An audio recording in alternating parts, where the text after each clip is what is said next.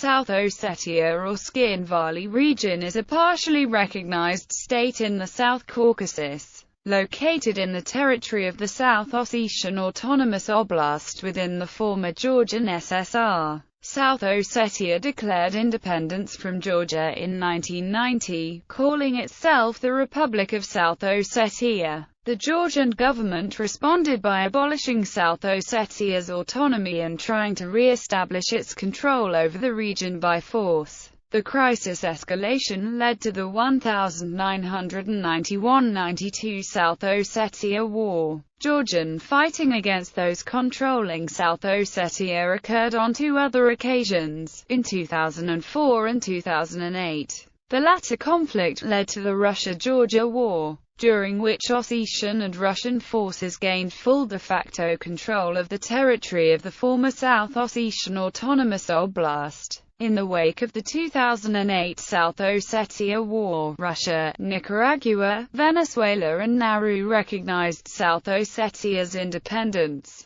Georgia does not recognize the existence of South Ossetia as a political entity, including most of the area in its Shida-Kartli region. Under the administration of the Provisional Administrative Entity of South Ossetia, Georgia and a significant part of the international community consider South Ossetia to be occupied by the Russian military. South Ossetia relies heavily on military, political and financial aid from Russia. Russia does not allow European Union monitoring mission monitors to enter South Ossetia. South Ossetia, Transnistria, Nagorno-Karabakh, and Abkhazia are post-Soviet frozen conflict zones. History. Medieval and early modern period. The Ossetians are believed to originate from the Alans, a Sarmatian Iranic tribe. In the 17th century, Ossetians started migration from the North Caucasus to Georgia. Ossetian peasants, who were migrating to the mountainous areas of the South Caucasus, often settled in the lands of Georgian feudal lords. The Georgian king of the Kingdom of Kartli permitted Ossetians to immigrate.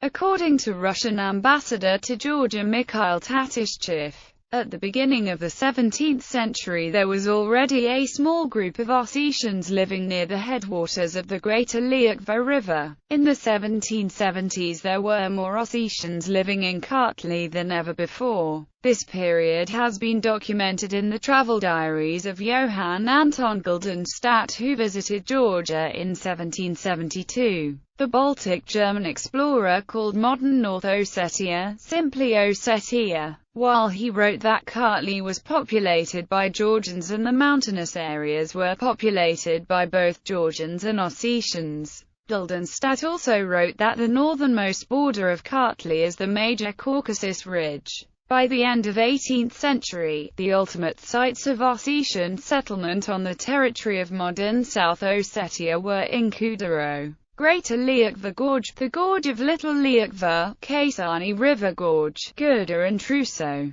The Georgian Kingdom of Kartli-Kakatai, part of which was the major territory of modern South Ossetia, was annexed by the Russian Empire in 1801. According to Georgian historian Roland Topchishvili, Ossetian migration to Georgian areas continued in the 19th and 20th centuries. When Georgia was part of the Russian Empire, and Ossetian settlements in Trialeta, Bohomy, Bakuriani and Kakatai emerged as well. South Ossetia as a part of the Soviet Union following the Russian Revolution. The area of modern South Ossetia became part of the Democratic Republic of Georgia. In 1918, conflict began between the landless Ossetian peasants living in Shida-Kartli, who were influenced by Bolshevism and demanded ownership of the lands they worked, and the Menshevik government-backed ethnic Georgian aristocrats, who were legal owners. Although the Ossetians were initially discontented with the economic policies of the central government,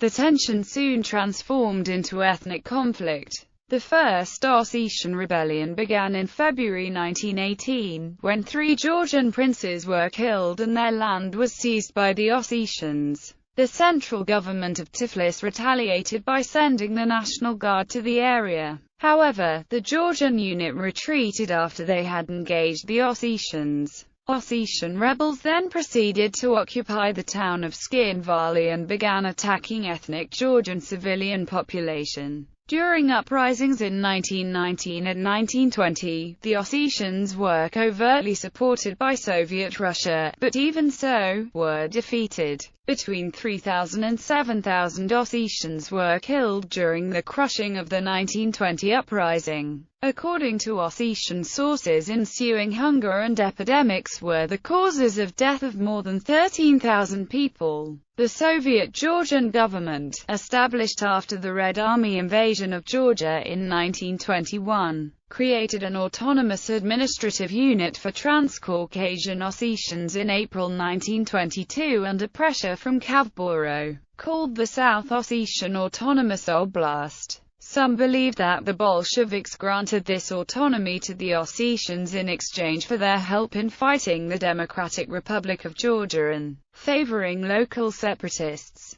Since this area had never been a principality before, the drawing of administrative boundaries of the South Ossetia now was quite a complicated process. Many Georgian villages were included within the South Ossetia now despite numerous protests by the Georgian population. While the city of Skinvali did not have a majority Ossetian population, it was made the capital of the South Ossetia now. In addition to parts of Gori Uyezd and Dusheta Uyezd of Tiflis Governorate, parts of Racha Uyezd of Kutaisi Governorate were also included within the South Ossetia now. According to Georgian historians, all these territories historically had been indigenous Georgian lands. Although the Ossetians had their own language, Russian and Georgian were administrative, state languages. Under the rule of Georgia's government during Soviet times, it enjoyed minority cultural autonomy, including speaking the Ossetian language and teaching it in schools. In 1989, two-thirds of Ossetians in the Georgian Soviet Socialist Republic lived outside the South Ossetia now. Historical Ossetia in the North Caucasus did not have its own political entity before 1924, when the North Ossetian Autonomous Oblast was created.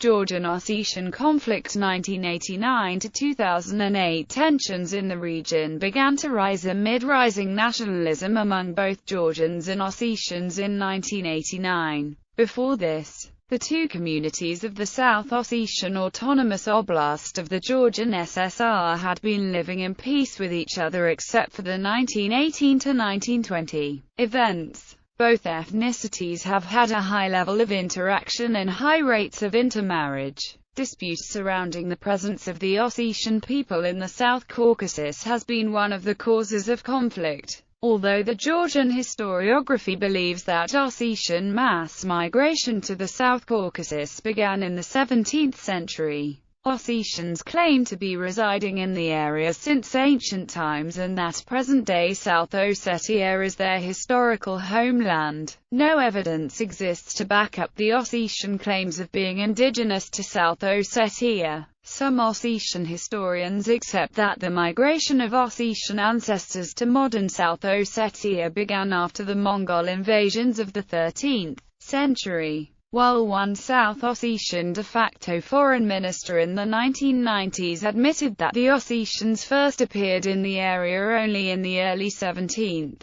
century. Since it was created after the Russian invasion of 1921, South Ossetia was regarded as artificial creation by Georgians during the Soviet era. The South Ossetian Popular Front was created in 1988. On 10 November 1989, the South Ossetian Regional Council asked the Georgian Supreme Council to upgrade the region to the status of an autonomous republic. The decision to transform the South Ossetia now into the South Ossetian ASSR by the South Ossetian authorities escalated the conflict. On the 11th of November, this decision was revoked by the Georgian parliament. The Georgian authorities removed the first party secretary of the oblast from his position. The Georgian Supreme Council adopted a law barring regional parties in summer 1990. Since this was interpreted by South Ossetians as a move against Adem and Nikas,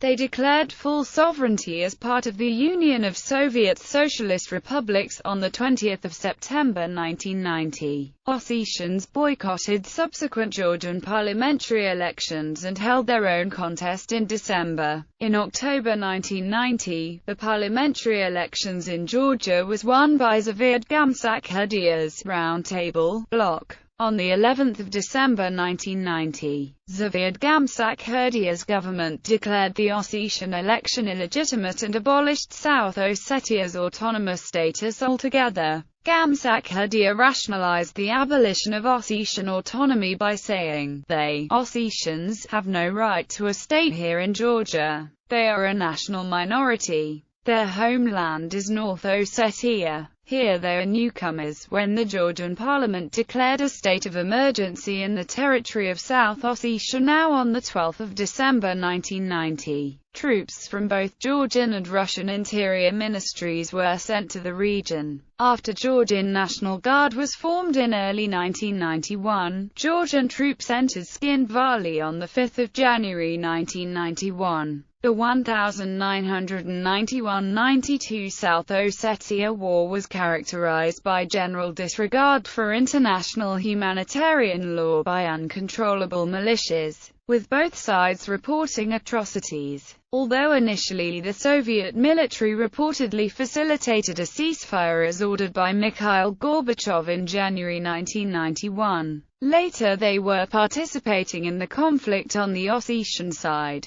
In March and April 1991, Soviet interior troops were reported actively disarming militias on both sides, and deterring the inter-ethnic violence. Zviad Gamsakherdia asserted that the Soviet leadership was encouraging South Ossetian separatism in order to force Georgia not to leave the Soviet Union. Despite the use of such tactics by Gorbachev, Georgia still declared its independence in April 1991. As a result of the war, about 100,000 ethnic Ossetians fled the territory in Georgia proper, most across the border into North Ossetia. A further 23,000 ethnic Georgians fled South Ossetia to other parts of Georgia. Many South Ossetians were resettled in uninhabited areas of North Ossetia from which the Ingush had been expelled by Stalin in 1944, leading to conflicts between Ossetians and Ingush over the right of residence in former Ingush territory.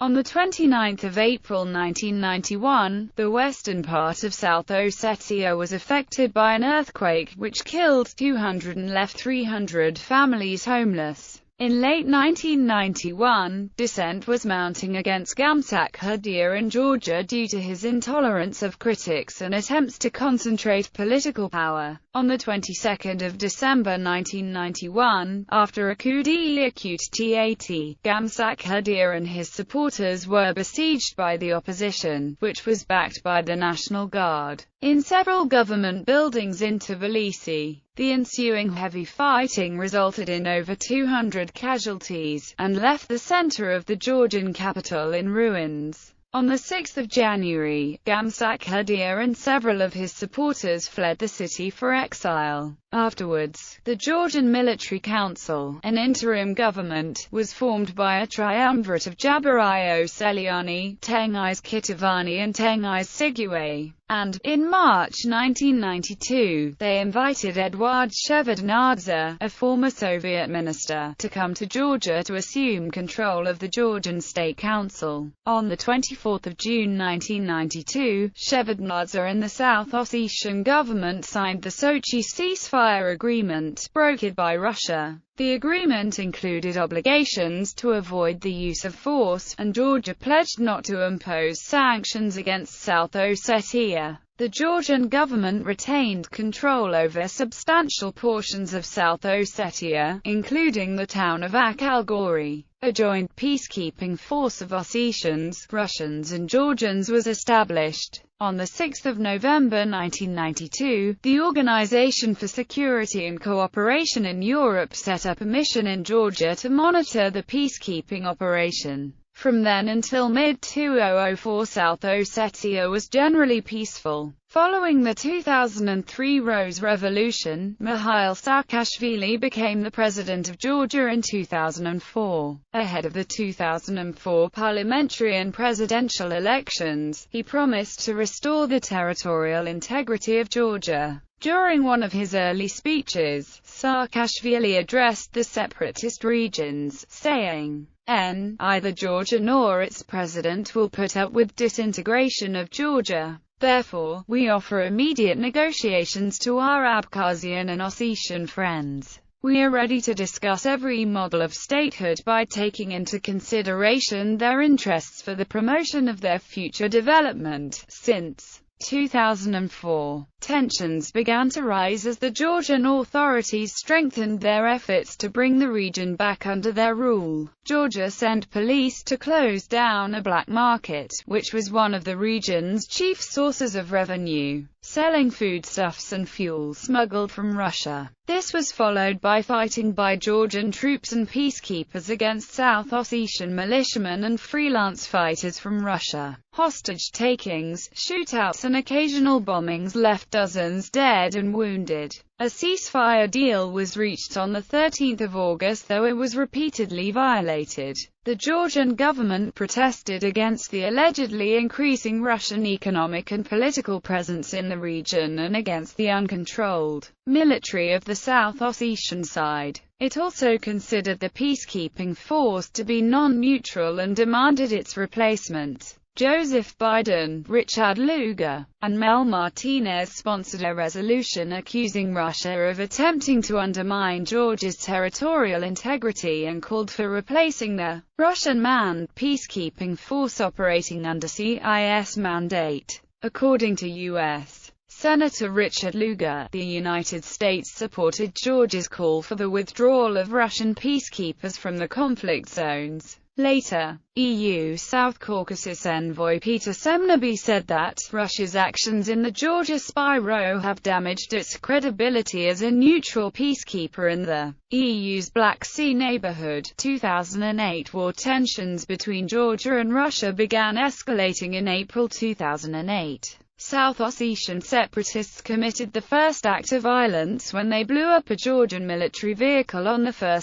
August. Wounding 5 Georgian peacekeepers. During the evening, Georgian snipers retaliated by attacking the South Ossetian border checkpoints. Ossetian separatists began shelling Georgian villages on 1 August, with a sporadic response from Georgian peacekeepers and other fighters in the region. On 7 August, Georgian President Mikhail Saakashvili ordered a unilateral ceasefire at about 7 p.m. Georgia launched a large-scale military operation against South Ossetia during the night of 7 to 8 August 2008. According to the EU fact-finding mission, 10,000–11,000 soldiers took part in the general Georgian offensive in South Ossetia. The investigators found that none of the explanations given by the Georgian authorities in order to provide some form of legal justification for the attack were valid, and that it is not possible to accept that the shaking of Skin Valley with